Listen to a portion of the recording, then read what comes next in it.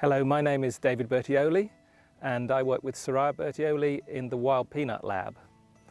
Now, to explain what the Wild Peanut Lab, let me take you back 5 or 10,000 years to South America, when the first inhabitants of what nowadays is Argentina and Bolivia were growing wild peanuts. Wild peanuts, they're very small, they spread on the ground, but at the time that was a nutritious crop for them.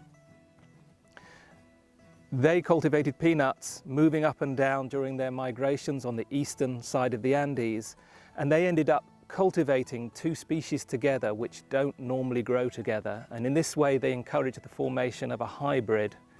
And that hybrid between two species gave rise to all of the peanuts in the world.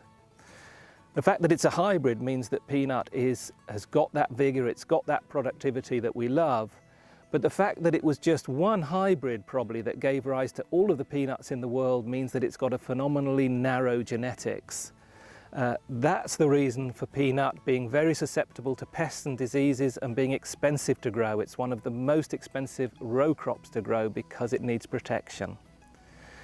So what we're doing in the Wild Peanut Lab is we are going back to the wild species to bring in especially pest and disease resistances. What we do is we take two different species which are similar to the original ones but not the same ones. We hybridize them together in a process that mimics that original origin of peanut, and then we hybridize those to peanut itself. We hybridize again and we do the genetics.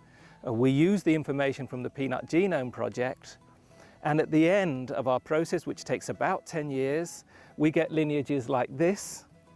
These peanuts here, they are 90% elite peanuts from Georgia with about 10% wild genetics, and that 10% wild genetics brings in new, very strong resistances against things like leaf spot, against rust fungus, against tomato spotted wilt virus, and against nematode.